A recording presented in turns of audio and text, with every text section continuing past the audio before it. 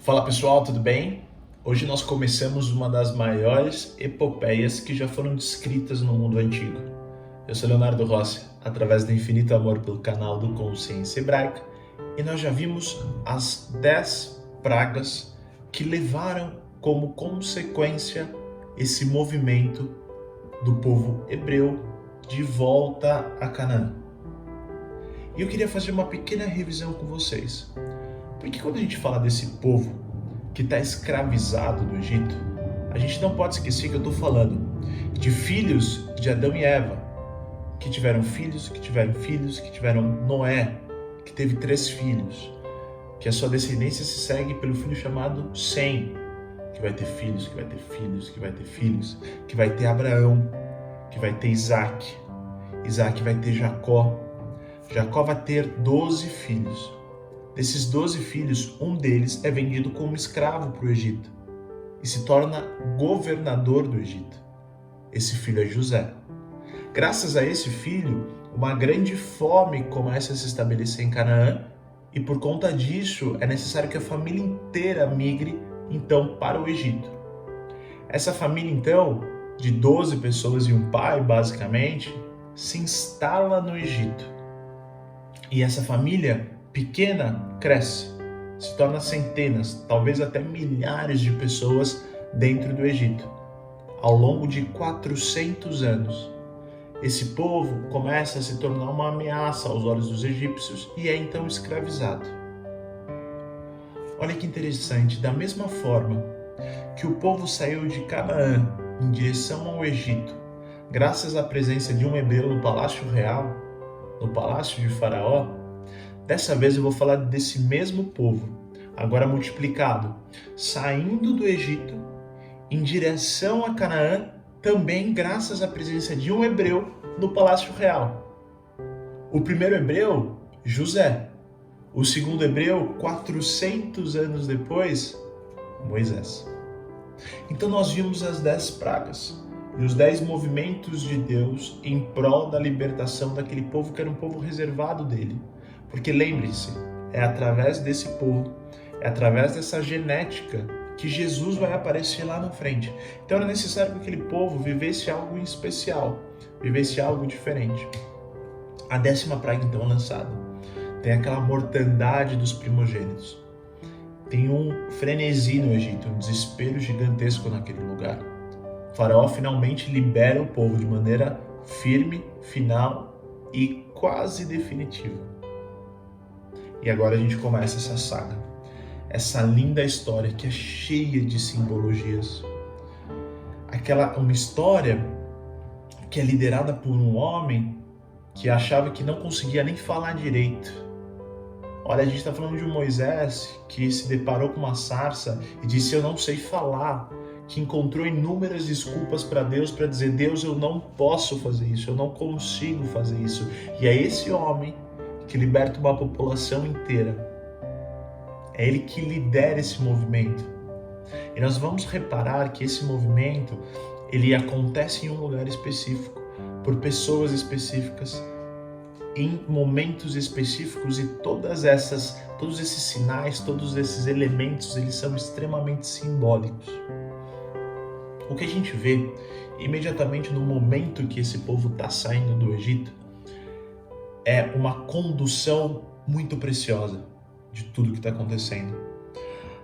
Porque a Bíblia vai descrever em Êxodo a saída da seguinte maneira: que eles então finalmente eles vão em direção ao deserto e durante a parte da manhã, entre o sonho deles de chegar em Canaã e o sol forte, vinha uma nuvem orientando o caminho e protegendo eles.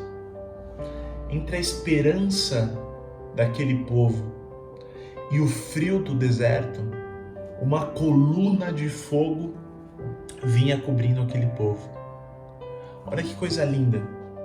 O caminho deles é descrito como um caminho cuidado. Ou seja, eles não saíram completamente ao léu. Eles não foram para o deserto sem orientação, sem uma bússola, sem saber para onde ir. Deus era uma nuvem que cobria aquele povo ao longo do dia, porque a gente está falando do deserto, do calor e do sofrimento e do abafado e das temperaturas super elevadas e da falta de água. E ao longo desse dia tinha uma nuvem que então cobria aquele povo, que protegia aquele povo, e não só isso, que dava direção. Durante a noite tinha uma coluna de fogo, porque ao contrário do intuitivo, durante a noite, como a areia não retém calor, o deserto é extremamente gelado. Então era necessário uma coluna de fogo para aquecer aquele povo. E não só para aquecer, mas como para iluminar, mas como para dar direção. Olha que coisa linda. Um povo caminhando aparentemente sem rumo e sem direção, sendo conduzido, protegido do sol, protegido do frio, orientado e iluminado por Deus. E aí eu faço a pergunta: esse povo são só eles? São só essas pessoas? Esse povo sou eu. Esse povo é você. Esse povo é a gente até hoje. Às vezes em tantos desertos, tantos lugares inóspitos, sendo protegidos, aquecidos, direcionados, iluminados. Esse povo é uma grande metáfora da nossa vida e a gente vai percebendo por quê. E é interessante porque o caminho de Canaã para o Egito, teoricamente era um caminho conhecido, não era de tantos dias. Só que esse povo, quando ele sai do Egito para voltar para Canaã, ele demora anos para chegar. E é descrito que Deus faz isso de propósito. Que eles poderiam ter feito um caminho mais curto, mas Deus faz o seguinte com eles, ele fala: vocês vão através do deserto, vocês vão necessariamente passar pelo deserto.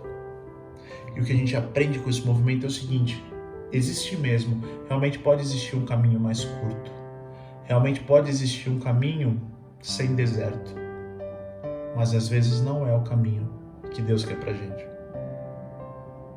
Não queira o atalho. Por mais que no horizonte se esteja desenhando um deserto, por mais que no horizonte esteja se desenhando um mar fechado, não tenta atalho. Se esse for o caminho que Deus quer para você, tem coisas fantásticas para acontecer ali. De repente o deserto pode frutificar, de repente o mar pode se abrir. E fica tranquilo, que se for promessa, a gente vai atravessar. Bom, esse é o começo, essa é a introdução dessa grande saga desse povo. Fica com a gente, que a gente vai descobrir muitas outras aventuras aí desse povo liderado por Moisés. Se vocês puderem orar pela gente, apoiar com algum like, com algum comentário, isso é muito importante para o canal. Valeu!